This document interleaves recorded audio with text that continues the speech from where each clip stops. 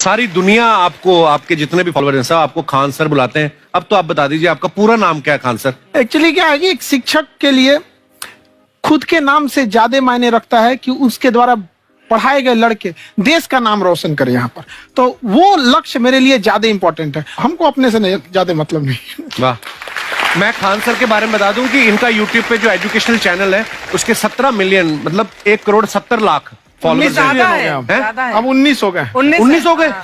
बाप रे, क्या बात है, वाह। तो लॉकडाउन से पहले सर 30,000 थे। हाँ। एकदम लॉकडाउन के बाद जितनी आपकी सब्सक्रिप्शन बढ़ी है उतनी तो ओटीटी प्लेटफॉर्म्स की नहीं बढ़ी जितनी आपकी बढ़ गई।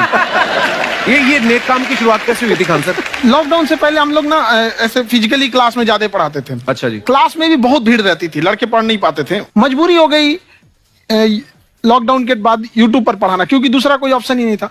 और हमको भी नहीं समझ में आया कि लोगों ने क्यों इतना ज्यादा सब्सक्राइब करते गए, क्योंकि हम तो वैसे ही पढ़ा रहे थे जैसे पहले पढ़ाते थे वहां पे। तो बस ये रहता है कि लड़कों को पढ़ाई से रिलेटेड उसको डाउट ना रह जाए कोई भी, क्योंकि जब हम लोग पढ़ते थे ना तो सबसे पीछे आते थे, हम लोग क्लास के पीछे बैठते थे। हम लोग मान लिए थे कि ये लोग बहुत अच्छे पढ़ने में, हम लोग का तो कुछ नहीं हो सकता है यहाँ पे। और घर वालों को भी लगता था तो जीव ले ला, कैसे भी काम चल जाएगा। बाद में हम लोग को पता चला ना कि टीचर की गड़बड़ी थी, हमारे ऊपर ब्लेम लगा दिया। सर आइए, बहुत बहुत स्वागत है आपका। वाकई एक्चुअली अगर पढ़ाने का तरीका इतना सरल हो, आसान हो, जैसे ना सर मुझे बचपन में ना मुझे हिस्ट्री का पढ़ने का बड़ा मजा आता था। बड़ा होके पता चला कि मेरा हिस्ट्री में तो था इंटरेस्ट, पर मुझे कहानियां पढ़ना अच्छा लगता था जी। आज मुझे थोड़ा लिखने का भी शौक है, एक आध कुछ शायद फ्यूचर में चल के आप वो भी कुछ ऐसा देखें, तो मतलब मुझे शौक है लिखने का। अब जाके समझ में आया कि वो क्यों अच्छा लगता था, उसमें कहानी होती थी। तो ये नहीं हमें पढ़ाया, हमें रट्टा मरवाते थे। तो ये जो आपका ये जो तरीका ये बहुत ही बढ़िया है। काश हमारे समय में भी ऐसा होता, यूट्यूब पे अच्छे अच्छे शिक्षक होते। हालांकि हमारे टीचर भी बहुत अच्छे थे। लेकिन इतने डिटेल में खान सर, मैंने आपके वीडियोस देखे हैं, मतलब जिस सब्जेक्ट को आप जानते भी ना हो और अगर आपका लेक्चर देखें और सुने तो उसमें इतनी रुचि पैदा हो जाती है। बिकॉज हम सब टीचर्स के द्वारा ही पढ़ाए गए हैं और हमारे अच्छे टीचर्स भी रहे हैं, लेकिन जरूर आप में एक बहुत ही खास बात है कि आप हर सब्जेक्ट को बहुत इंटरेस्टिंग बना देते हैं। और थैंक यू। इसमें क्या है ना, टैलेंट जो है ये टीचर्स को विजुअल ट्रेनिंग कैसे देनी है, जो बताया अभी कपिल जी ने। कहानी, मैं एक छोटा प्रश्न पूछता हूँ, असैसिनेशन की स्पेलिंग किसको मालूम है? लोग बिलीव नहीं करेंगे लेकिन मुझे मालूम है। असैसिनेशन की स्पेलिंग होती है भाई एस, एस माने गधा, गधे के ऊपर एक और गधा, एक और एस, उसके ऊपर आई मतलब मैं पूरा, और मेरे ऊपर पूरा देश, नेशन, आई नेशन। तो ASSASSI, मैं ये जितना विजुअल कर दें पढ़ाने को, जितना आसान कर दें। वो याद नहीं होता था रेडियो किसने बनाया, बोला रेडियो चल नहीं रहा, इसको मार थप्पड़ मार, कोनी मार, कोनी मार, कोनी मार, कोनी ने बनाया। याद हो गया, मार कोनी ने बनाया। जितना विजुअल कर दो। जैसे आपने कहा कि कैसे किसी चीज को इतना अच्छा समझा देते हैं, वो आधे घंटे के क्लास के लिए पीछे 1 हफ्ते का मेहनत होता है। मैं ये भी पूछने वाली थी कि कितनी मेहनत लगती है आपको। वो डिपेंड करता है कि हम कब तक सेटिस्फाई नहीं हो जाते। अच्छा। कभी कभी तो कोई चीजें 2-2 महीने से अटकी हुई है, जब तक हम नहीं सेटिस्फाई होते, नहीं इसको ऐसे नहीं, अब लड़के समझे तब तक नहीं बताते उसे। कहते हैं ना, दुनिया ने मेरी बुलंदियां देखी, किसी ने पांव के छाले नहीं देखे।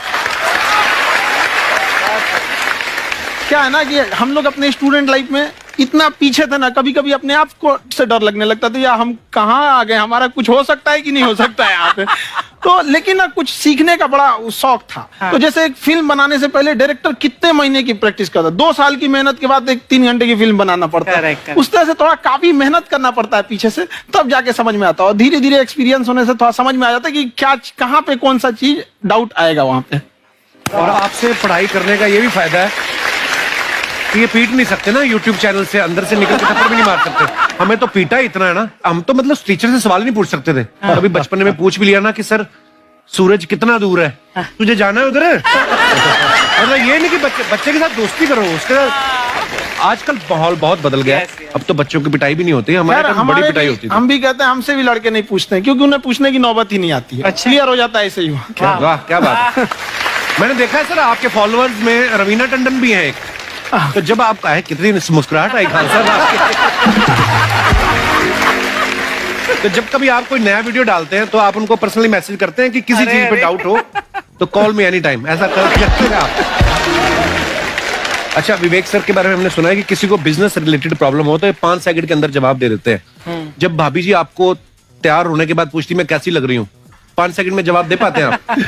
देखिए, इसमें तो सभी लोग पीड़ित हैं और हर जगह, हर घर में ये जरूर सुना होगा सबने कि बच्चों के चक्कर में तुम्हारे साथ रह रही है, वरना तुमको तो कब का छोड़ के चली गई होती। ये बड़ी कॉमन बात है। So right. So right. Parmeet sir बोलते हैं आपको ऐसा? आप तो कभी नहीं बोलती होंगी। इनका उल्टा है, इनका एटीट्यूड पति वाला है वैसे, तो इसलिए। क्या प्रॉब्लम है? नहीं, कोई औरतों को प्रॉब्लम मतलब मर्दों से कम बिल्कुल मत समझो। नहीं, ठीक है, पर ऐसे मुक्के वगैरह नहीं मारने चाहिए आप।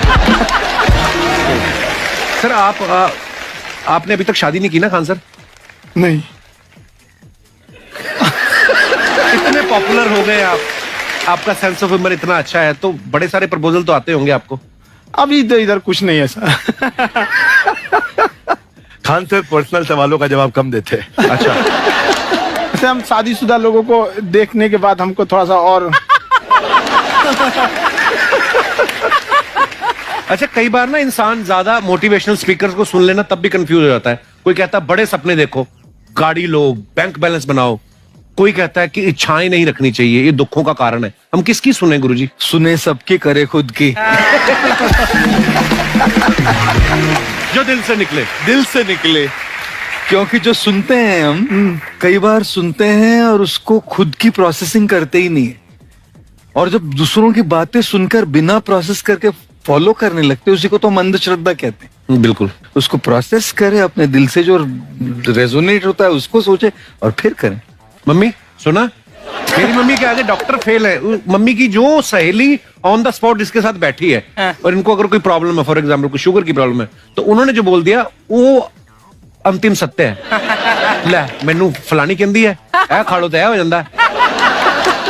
ये सवाल मैंने आपके लिए पूछा था। I wanted to ask Khan sir कि आपका एक एपिसोड था ट्रेन के बारे में, कि ट्रेन में ऐसा क्यों होता है, शुरुआत में ऐसा हुआ था, ये यहाँ पर बोगी के लिए ये कनेक्शन, तो ये सोर्स क्या होते हैं आपके, कहाँ आपसे से सुन लेंगी, उसके बाद खुद का चैनल शुरू करेंगी। कुछ चीजें तो ऐसे डायरेक्टली मिल सकती हैं। हाँ। और नहीं तो वहाँ ऑन द स्पॉट जाके वहाँ पे पूछ लेते, जो वर्कर होते हैं ना, उन लोग को ज्यादा आइडिया रहता है उन लोग से, वो पूछ लेते हैं कि ये कैसे काम करता है, तो वो ज्यादा कोशिश करते हैं कि हम किसी चीज को खुद से अगर जाने रहेंगे तो ज्यादा अच्छे से डिलीवर कर सकते हैं। तो कई बार वहाँ यार्ड वगैरह में भी चले जाते हैं पता करने के लिए। लेकिन बहुत इंटरेस्टिंग था। हवाई जहाज पर भी बनाइए। आप कहती हैं तो उस पर भी बनाई देंगे। बहुत शुक्रिया जी। अच्छा सर, कई बार ना माँ बाप भी, जो मैं ये कहूंगा कि उनकी गलती होती है कि अगर बच्चा आपका 4-5 साल का है, आप शुरू से उसके मन में डालना शुरू कर देते हो कि ये तो इंजीनियर बनेगा। हो सकता है बाप इंजीनियर हो, वो चाहता है कि जरूरी तो नहीं है। अब मेरे पिताजी पुलिस में थे जी, मेरे मामा सब आर्मी में थे, मैं अकेला इस फील्ड में निकला है, मुझे ये चीज अट्रैक्ट करती थी। ये कहाँ तक सही है सर?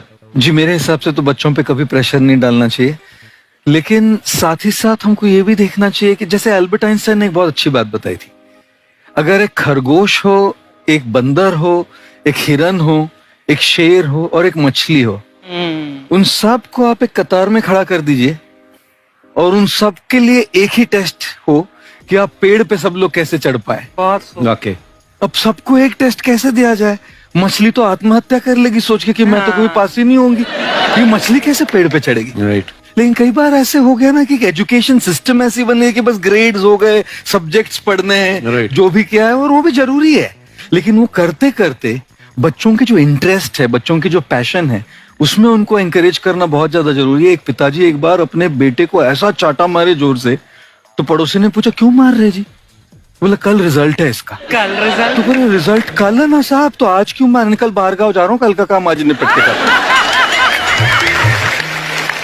कहने का मतलब ये है कि आप देखिएगा कि अगर आप बच्चों को अपने कॉम्पिटेंस के हिसाब से नहीं देंगे तो ये चाटे ही खाते रहने पर फेल ही होते रहेंगे। बहुत खूब। वाकई। अच्छा, विवेक सर का एक कहना है कि बच्चों का अगर 95% से ज्यादा मार्क्स आते हैं वो भी खतरनाक होते हैं। 75 से 85% वाले जो बच्चे होते हैं लाइफ में बड़ा अच्छा करते हैं। अच्छा। कभी किसी पेरेंट्स ने आके कहा है कि आपकी वजह से मेरा 95% वाला बच्चा 75 पे आ गया?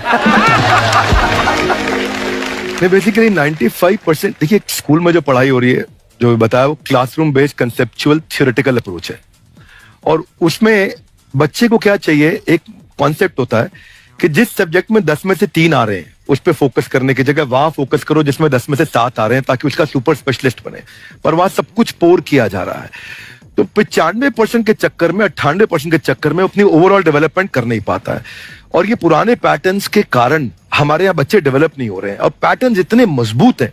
तो मैं ये लोगों को बोलता हूं कि बच्चे को जो उसको आता है, जो उसको भाता है, जो बाजार चाहता है, जब इनका कॉम्बिनेशन बन जाता है तो बच्चा इतना सफल हो जाता है कि उसके मुकाबले कोई और खड़ा नहीं हो पाता। क्या बात है, बहुत अच्छी बात। देखो, ये पुराने बिलीफ तोड़ने जरूरी हैं। आप जानते हैं गाय